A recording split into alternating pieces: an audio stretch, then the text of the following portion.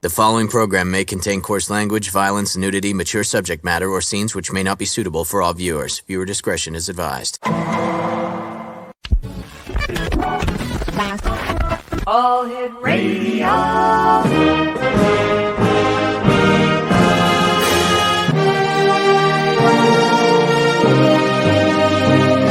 Welcome to the X Zone, a place where fact is fiction and fiction is reality.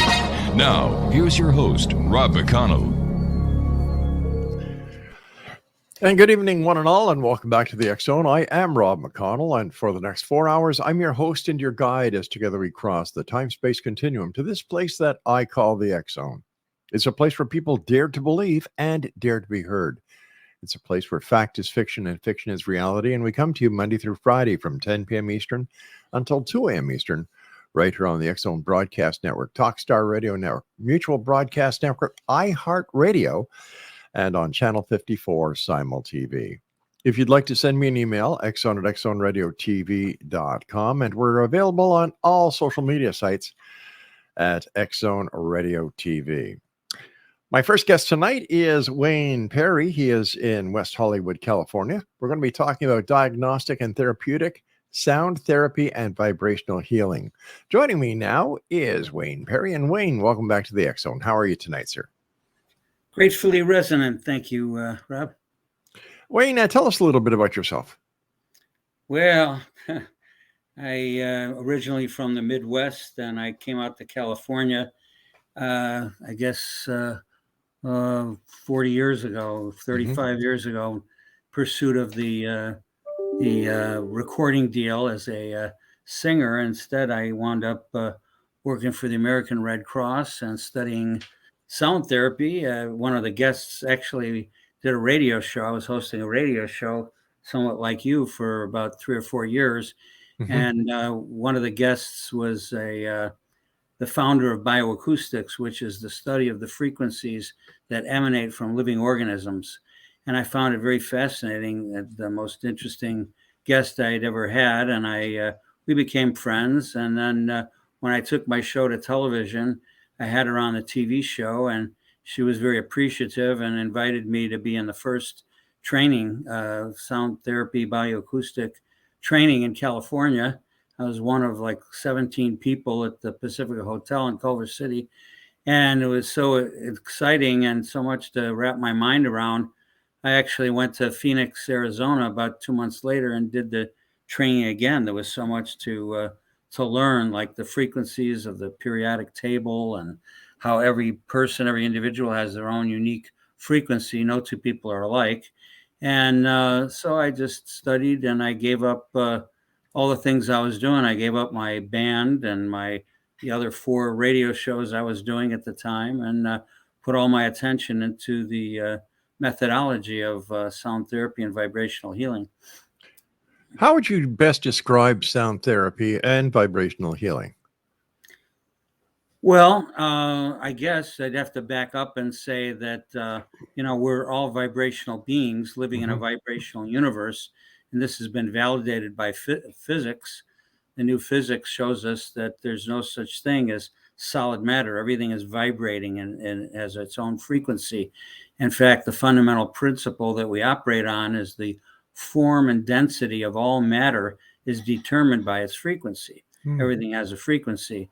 And so that fascinated me. And I learned diagnostic sound analysis, how to determine the frequency of a human being using I guess you could call it a orchestral tuner that's used to tune orchestral instruments, cellos, violins, oboes, various different instruments.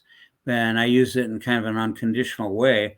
I plug a vocal microphone into it, and it can measure the frequencies in the voice, the octaves, the pitch, the various up and down scale of notes in the conversation if someone's talking. And I record it with colored pens on a chart. And once I have enough information from an individual, I can tell them the state of their health, where they're strong, where they're weak. It's very accurate, and it's been actually it's the only part of the bioacoustic training that I use, because I kind of developed my own practice over 30 years ago. And my book, Sound Medicine, was published around 2007. And that's kind of my Bible. It's very popular on Amazon and, around the country for Mm-hmm. people that are interested in what you're inquiring about, sound therapy and vibrational healing. What I might say that puts it apart from other genres, holistic, alternative healing modalities, is that I focus completely on the human voice. A lot of people doing sound work are using tuning forks and crystal bowls and gongs and didgeridoos. And I used to have some of those people on my show. I would interview them. Mm-hmm. But I found that through scientific research that was done over 30 years ago, where they cloistered a number of people and they introduced every conceivable kind of sound. And as a criterion of judgment on how it affected the bodies, they used blood pressure fluctuations, oxygen saturation, and an electroencephalogram to monitor brainwave patterns. And using those three criteria, they determined that the most powerful healing instrument that had the most profound effect on the body were the overtones and harmonics within the human voice.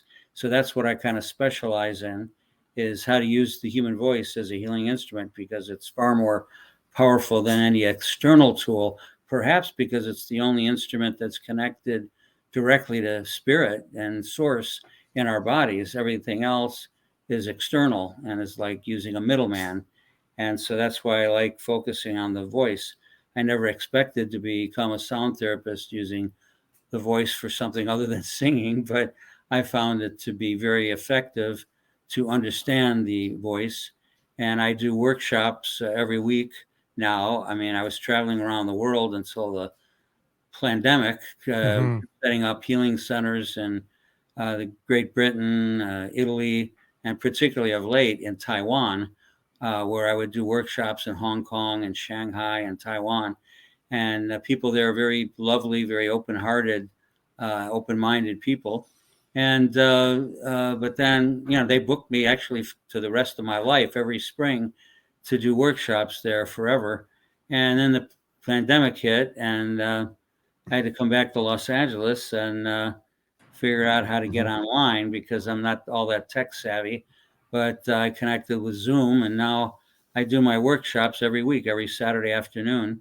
And So what can people learn in your workshops? all sorts of things, mainly to heal the body, to bring the body into homeostasis and proper Mm-hmm. balance. I mean, like, for instance, some of the things that I teach are like this Saturday, we're doing chakra chanting and toning to balance the chakras, which are the energy centers or vortexes within the body that are based more in Eastern thought and Ayurvedic medicine. But I also teach pain release is one of the benefits, even sound relationships. Like, I'll give you an example, for instance, because people really need education about sound. And Mm-hmm. that's why I dedicate myself to these kinds of talks and interviews and speaking at conferences to let people know that they have their own unique kind of signature frequency that's unique to them. But the example I was going to give you is like with regard to sound relationships, which is one of the workshops that I teach, because we all experience good vibes and bad vibes from time to time with people Yeah. that not necessarily always pragmatic and logical.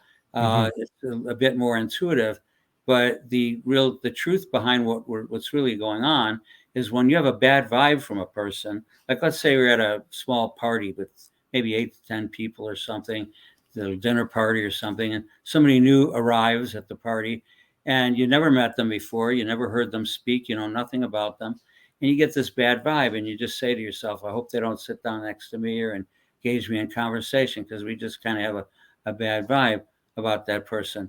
And then maybe 10 minutes later, another person comes in to the party that's a stranger. We don't know, we never met, but we have an opposite feeling. We feel a good vibe. They feel like they're kind of a kindred spirit, or we'd like to meet them. So Mm-hmm. what's the difference between those two experiences of a bad vibe and a good vibe? Well, it's usually never our vibe. It's always somebody else's vibe we're feeling. But what's going on is the first person that we felt a negative vibe from has a lot of the frequency that we have an excess of in our brainwave pattern. The things that cause pain and ill health, disease, is either too little frequency or too much frequency. We need to be in balance and in harmony with the frequencies in the brainwave pattern and within our body. And if we have an excess of a particular frequency that we would measure, and maybe it would be a C sharp, let's say, for lack of a better term, and somebody else comes into our immediate environment that is a lot of that C sharp frequency in their brainwave pattern, it's like two negative poles of a magnet that repel each other. You try to get closer, understand that person, but it just is, there's a repellent energy. You don't resonate with that person, and or they don't resonate with you. We call it a bad vibe, but it's really scientific. It really has not, we don't know them. There's no real reason to hold a judgment towards them. And it's all vibrational. And they just carry this frequency that we have an excess of, and it just kind of repels us. And that second person that walked in the room 10 minutes later that we felt that good vibe or a kindred spirit experience, they have a lot of the frequency that we are weak in, that we need. And so we're drawn to those people. In fact, that's the secret of relationships, because at least in this country, we form relationships or marriages or whatever based upon good chemistry, what we call chemistry. What that really is vibrationally is complementary resonance.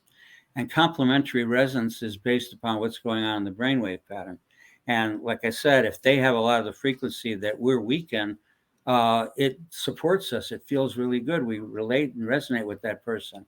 The only danger is codependence. Basically, it's a good thing to have that that kind of attraction, but if we become dependent on it, it can become codependent. So that's not good. But it's just a fact of life. It's just more of an explanation of what's going on when people feel these good vibes and bad vibes, and it gives us a deeper understanding of the interaction, inner communication with other people. All right, stand by, Wayne. You and I have to take our first break. Exonation Wayne Perry's our special guest. His website is www.wayneperry.com. And we'll be back after this short break. Don't go away.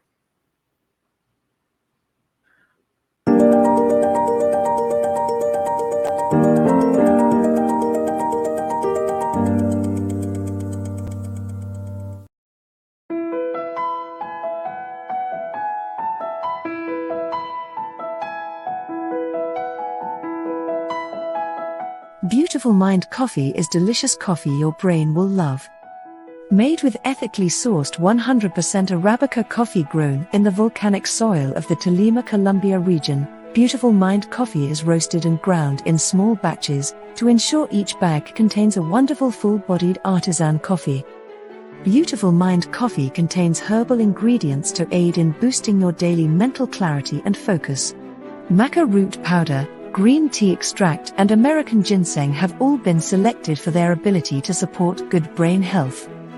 Taking care of your brain's health now can help delay or prevent the onset of cognitive dysfunction, including dementia, Alzheimer's, and more general memory loss as you get older, just by enjoying the delicious flavor of our roasted coffee and herbal ingredients found exclusively in Beautiful Mind Coffee. For more information on Beautiful Mind Coffee, visit us online at www.beautifulmindcoffee.ca. Beautiful Mind Coffee is now available at amazon.ca.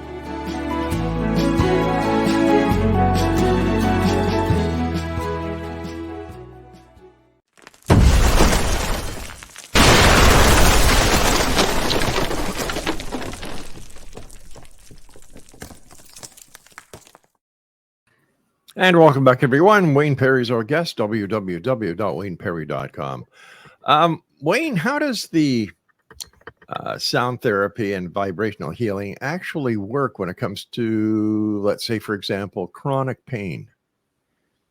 Well, pain there's a certain methodology I use for pain. I've even been using it for myself. From time to time, I had a bad headache earlier today, and I haven't had a headache probably since I was a teenager. I never really get headaches.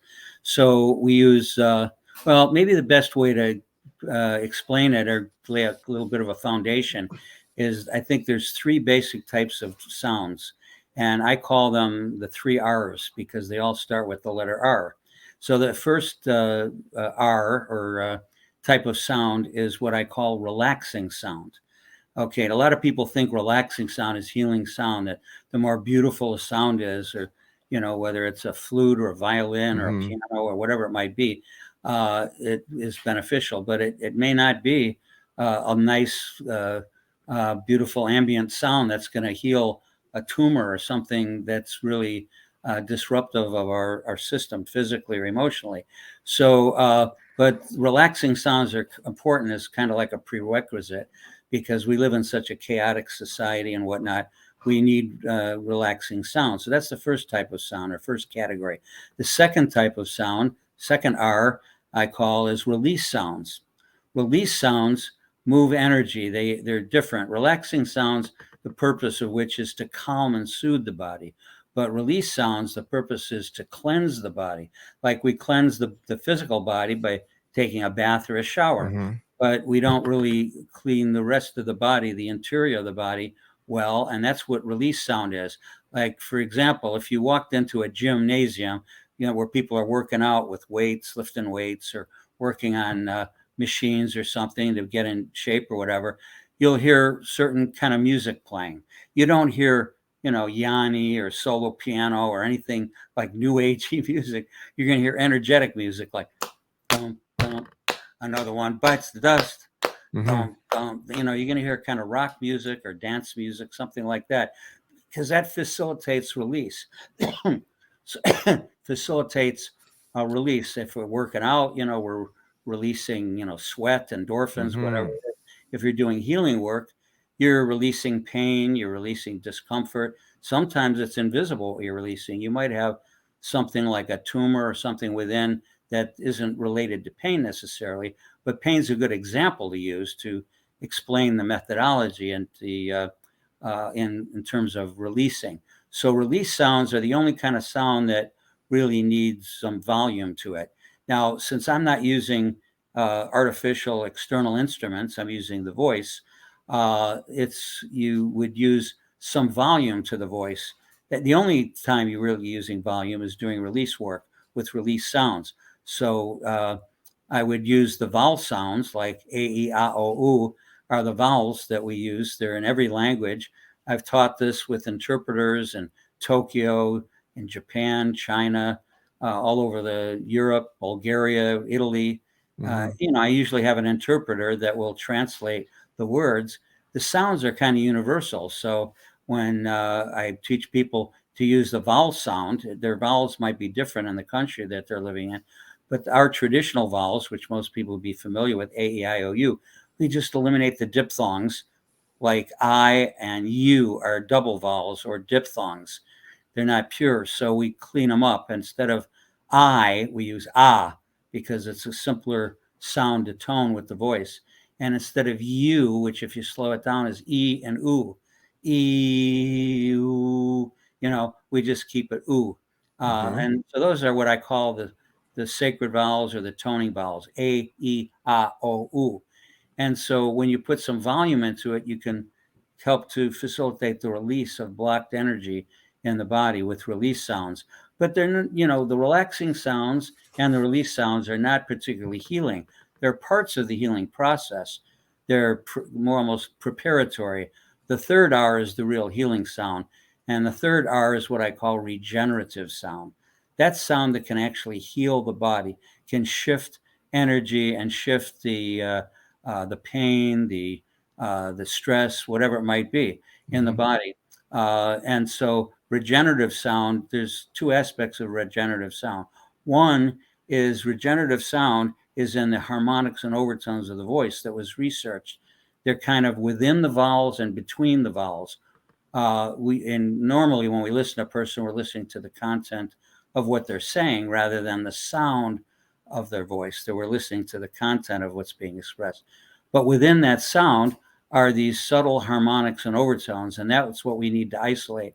So one of the things I teach in one of my workshops is the secrets to vocal harmonics and overtoning, which is our exercises, about 20 exercises that will bring out the natural harmonics in the voice so that you can concentrate your healing on those vocal harmonics and overtones, because like I said, they've been researched to be much more powerful than any kind of tuning fork or crystal bowl or gong or anything like that that are external to the body.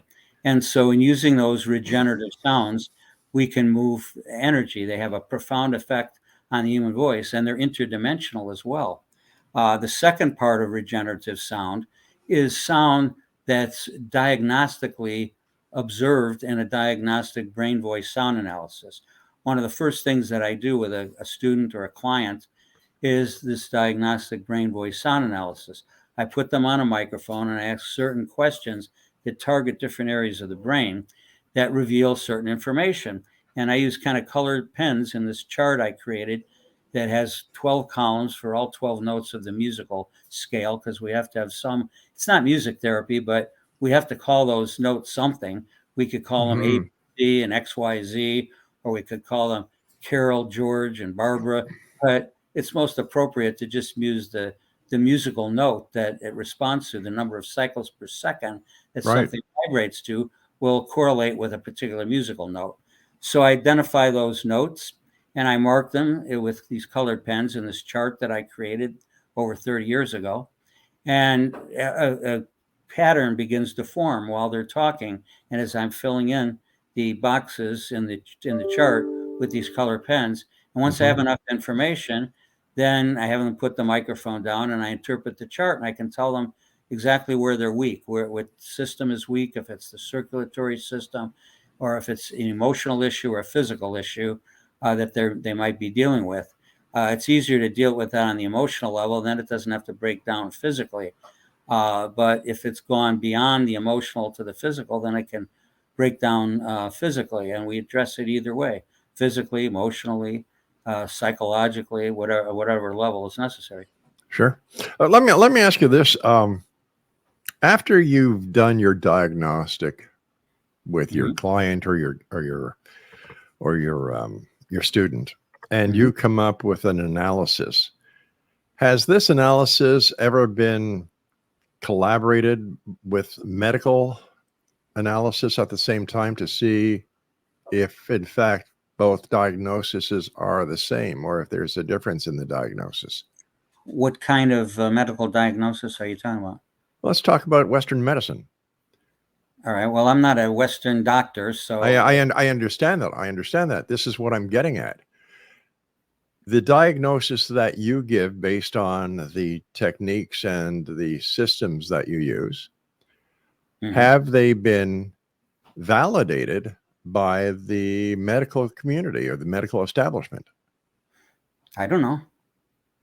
You know, the proof is in the pudding. I wouldn't be doing this for over 30 years if people weren't getting value and getting healed, releasing pain. I understand that. I understand you've been doing this for 30 years, but wouldn't it be nice to have it validated by the medical communities? That gives what you're doing is credibility, and maybe it's a placebo effect that you're giving these people. I don't know. Well, you know, I know of some doctors that have validated, you know, I mean, I know almost every time I do a diagnostic sound analysis, I tune into where their weakness without them telling me anything about where they're weak or what's going on. I can see it vibrationally in the tuner I'm using and the microphone and my charting, and I tune into it. Everybody they're usually always amazed how I could know where their weakness is or what, you know, and it's not only that, it's during the course of putting on the microphone for the diagnostic brain voice sound analysis. They're on there for a good 20 to 25 minutes. So there's other things I see too in their emotional background that I ask them about, and how are they feeling? Do they feel weak in this particular area? And it always coincides. And I use my own backup system as well, because I'm experienced in kinesiology and muscle testing and dowsing. I've been a keynote speaker at dowsing conferences. And I talk about vocal dowsing, which is an advanced technique that I use, that you can, just like you can use dowsing rods, L rods and bobbers to find water or oil or missing objects, or ask them yes or no questions. In a similar way, you can use the human voice. It takes some experience and a little bit of knowledge. But I use vocal dowsing. I use dowsing with L rods to measure a person's energy field. And I also use my own developed intuition, because our intuition is a key source of tuning into our body. So I guess the answer to my question is no, it has not been validated by the medical community.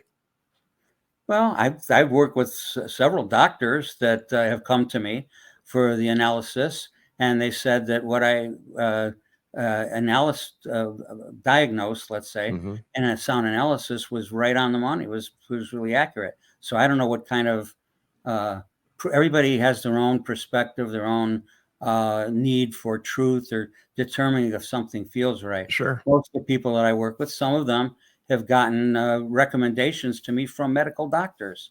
For instance, for example, I had hepatitis C about 15 years ago. Mm-hmm. I had hepatitis C.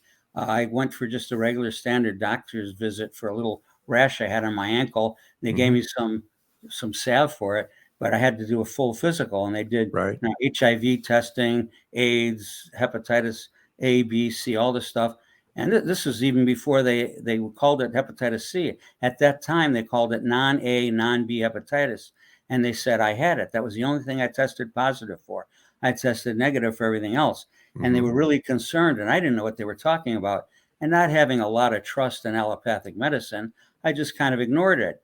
A couple months later, my wife, or ex-wife now, but my wife at the time, was concerned I might be having a heart attack or something when I woke up with some pain.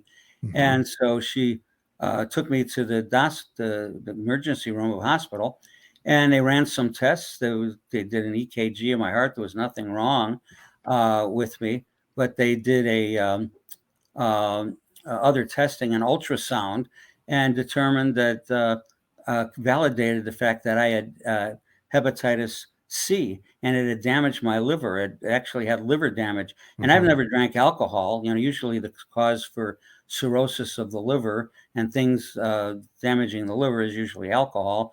But I was a non-drinker, and I had cirrhosis of the liver. I said, how could I have cirrhosis? I've never drank alcohol in my life. And they said, well, hepatitis C is a virus that virulently attacks the liver. Right. And so, they had no cure for it. Nowadays, I'm told that they have some pills for it. They're expensive, cost about $1,000 a pill.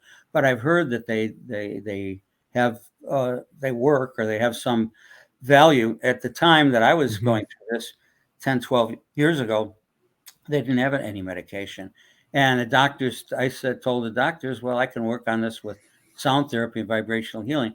And as usual with allopathic medicine, they just laughed at me and said, you can't heal a virus with anything.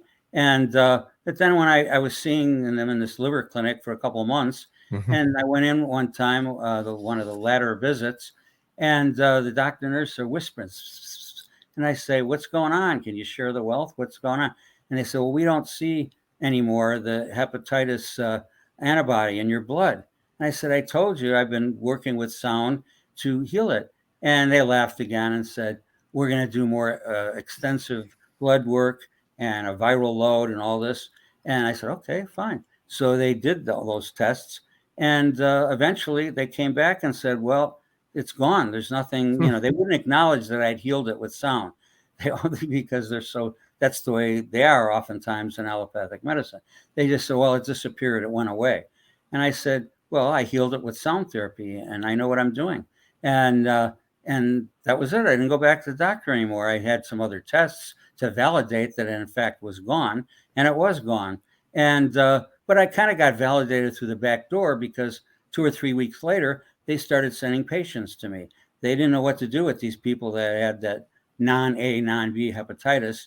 And so they sent it to me. The first person they sent me was a Russian doctor, a woman whose husband, they were both doctors from Russia, man and wife, and he didn't have it, and she did. She was diagnosed with it. In those days, back in the late 80s, they thought it might have been sexually transmitted. They've since disproved that it's not sexually transmitted. It's transmitted through the blood. Because usually one of the first things they ask you is, have you had blood transfusion or tattoos? Because those are some of the ways you can get it. At the time, Right. I never had either. I've never had a tattoo or a blood transfusion at the time. So I told them no, and they didn't know what to do. They did their standard tests and stuff, but they didn't have any real therapeutics. So I worked with what I know with sound therapy. and doing release work. And All right. Okay. diet. I have to take a break here. Please stand by. We'll be back in a couple of minutes. X Zone Nation, our guest this hour is Wayne Perry. His website is wayneperry.com. This is the X Zone. I'm Rob McConnell. We'll be back on the other side of this break. Don't go away.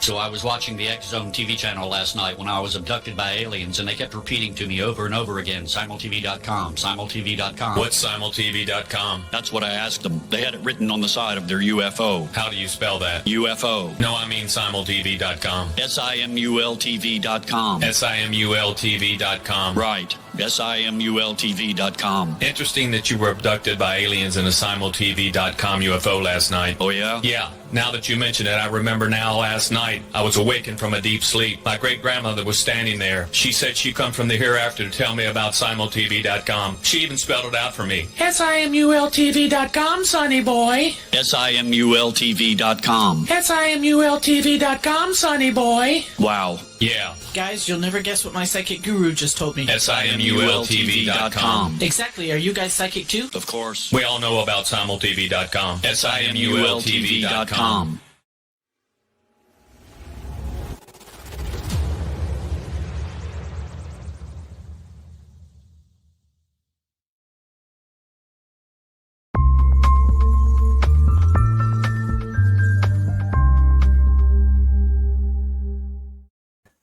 And we're back, and the X Zone is sponsored by Beautiful Mind Coffee. Visit their website at www.beautifulmindcoffee.ca. Wayne Perry's our guest. His website is wayneperry.com. What kind of cures have you been able to initiate using your sound therapy and vibrational healing methods? None. It's not about curing at all.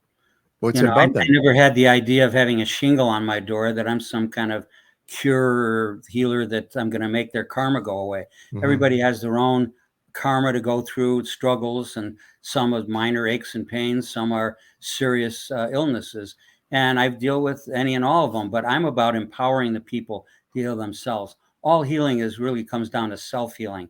When you understand universal healing principles and how things work, you can use proper diet. Food is a big healer, and sound are, I think, the biggest healing modalities is good, healthy food and understanding sound and vibration. And so I try to educate people to do some research, and it's all there, and they can use, and then I teach the techniques. That's what I teach every week, every Saturday afternoon in my workshops. I do a 3-hour workshop. Where I was a little mixed up is you were telling us about your liver condition. You were able to, cure it. I was able to heal myself. Well, what's the difference between the word cure and heal?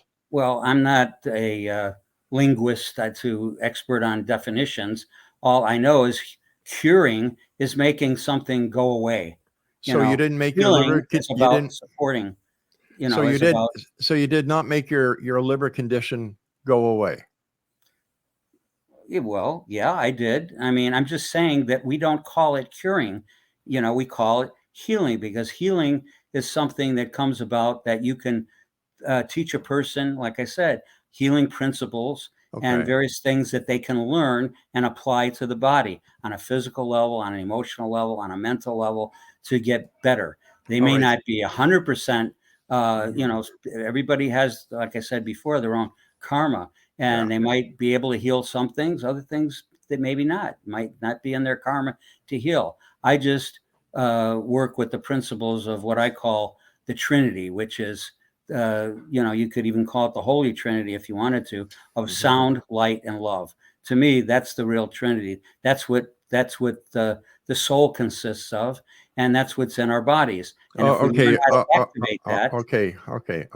I hear you.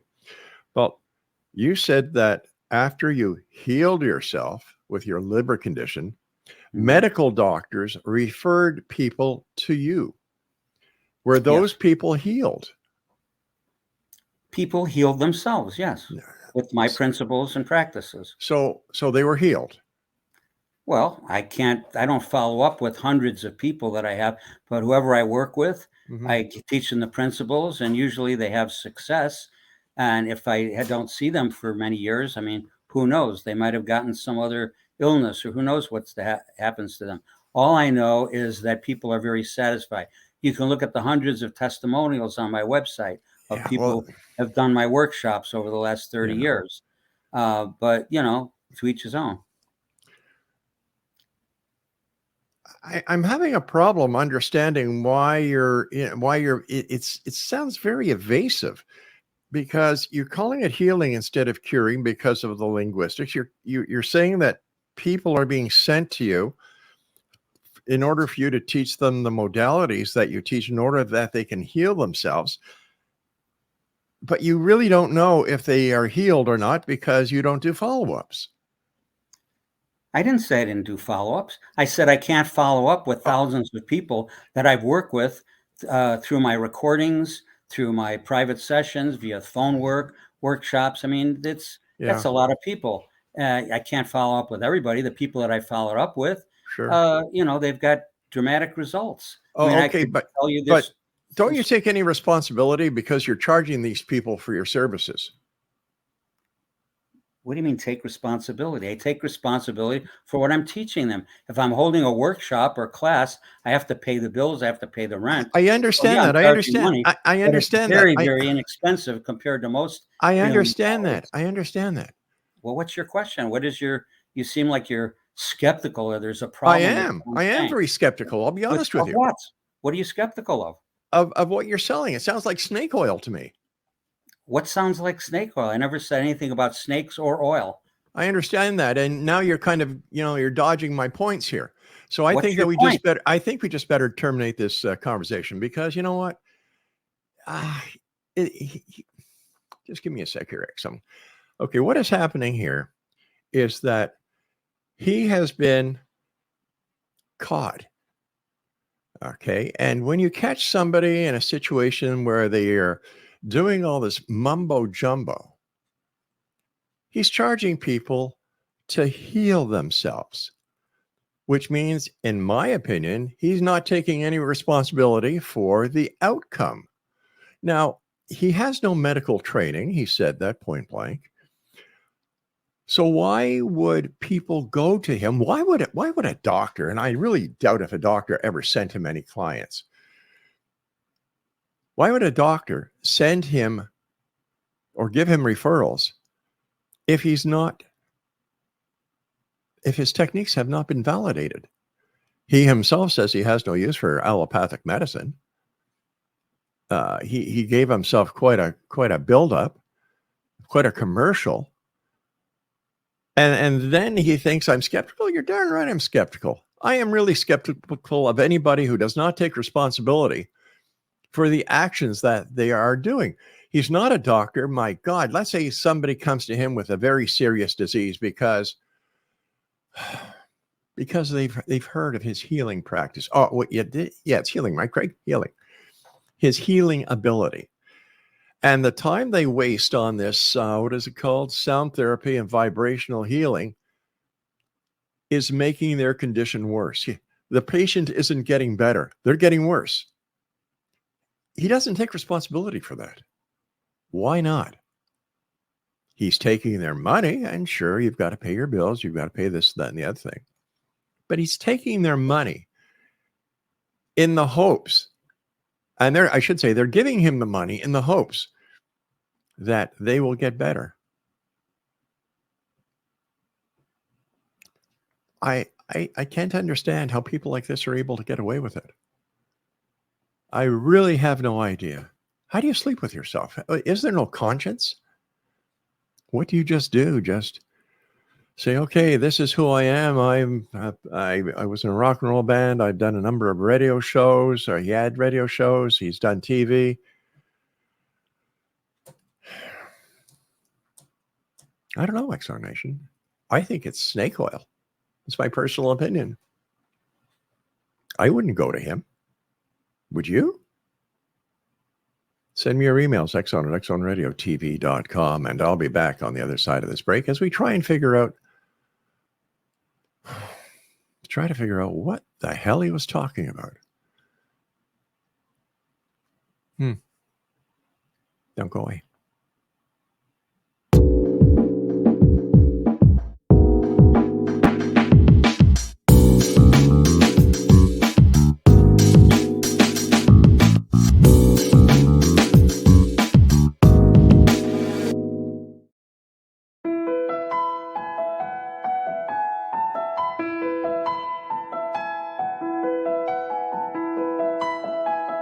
Beautiful Mind Coffee is delicious coffee your brain will love. Made with ethically sourced 100% Arabica coffee grown in the volcanic soil of the Tolima Columbia region, Beautiful Mind Coffee is roasted and ground in small batches to ensure each bag contains a wonderful full-bodied artisan coffee. Beautiful Mind Coffee contains herbal ingredients to aid in boosting your daily mental clarity and focus. Maca root powder, green tea extract and American ginseng have all been selected for their ability to support good brain health. Taking care of your brain's health now can help delay or prevent the onset of cognitive dysfunction, including dementia, Alzheimer's, and more general memory loss as you get older just by enjoying the delicious flavor of our roasted coffee and herbal ingredients found exclusively in Beautiful Mind Coffee. For more information on Beautiful Mind Coffee, visit us online at www.beautifulmindcoffee.ca. Beautiful Mind Coffee is now available at amazon.ca.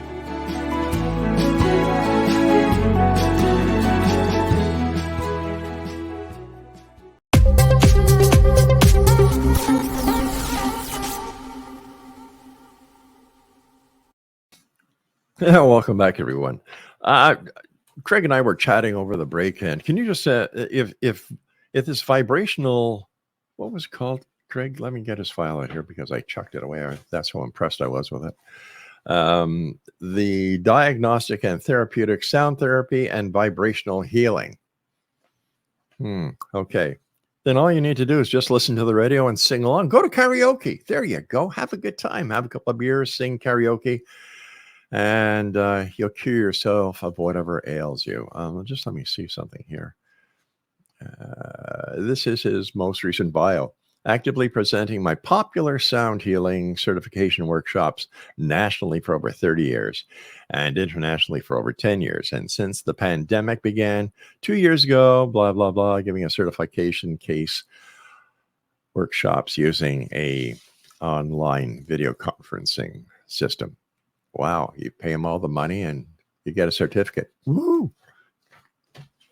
God, you can go online and get yourself a PhD for nothing. We'll have to find out how much he charges and let you know, Exonation. Just doesn't sound right to me, and if it doesn't sound right, if it walks like a duck, quacks like a duck, swims like a duck, then it's a duck. What I see here is a snake oil salesman. So save yourself a lot of money, Exonation. Say your vowels, A, E, I, O, U. Well, that's the best I could do. And go to karaoke. Sing your heart away. Sing different songs. Sing rock and roll songs. What was that? What was that? Hold on here just a second. His 3 R's, relaxing music. Sing relaxing songs. Number 2, sing release songs. Would that be Please Release Me, Let Me Go? Engelbert does a better job than I could ever do. And then regenerative sound.